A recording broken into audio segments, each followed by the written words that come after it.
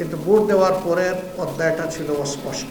বাংলাদেশ জামায়াত ইসলামীর নির্বাচিত এমপিদের নিয়ে সোমবার সন্ধ্যায় মগবাজার আল ফালা মিলনায়তনে জরুরি সভা করেন দলটির আমির ডাক্তার শফিকুর রহমান। সভার শুরুতেই তিনি বলেন, জুলাইয়ের আকাঙ্ক্ষা বাস্তবায়নে সংসদে ভূমিকা রাখবে জামায়াত।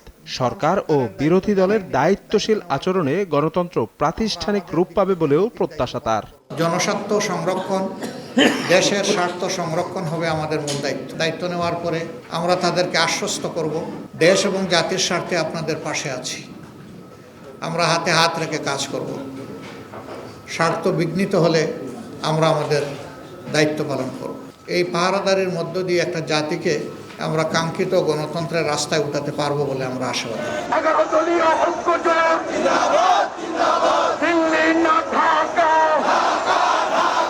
এর আগে বিকেলে নির্বাচন পরবর্তী সহিংসতার প্রতিবাদে জাতীয় মসজিদ বাইতুল মোকাররমের উত্তর গেট থেকে বিক্ষোভ মিছিল বের করে 11 দলীয় ঐক্য।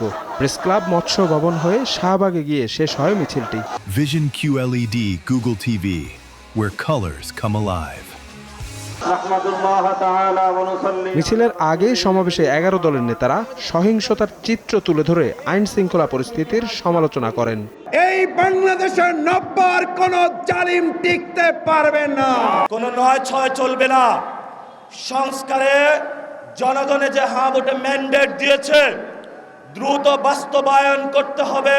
সঠিক তদন্তের মাধ্যমে জনগণের ব্যালটের অধিকার যদি ফিরিয়ে না দেন, বাংলার মানুষ জোর করে তাদের অধিকার কেড়ে নেবে ইনশাআল্লাহ।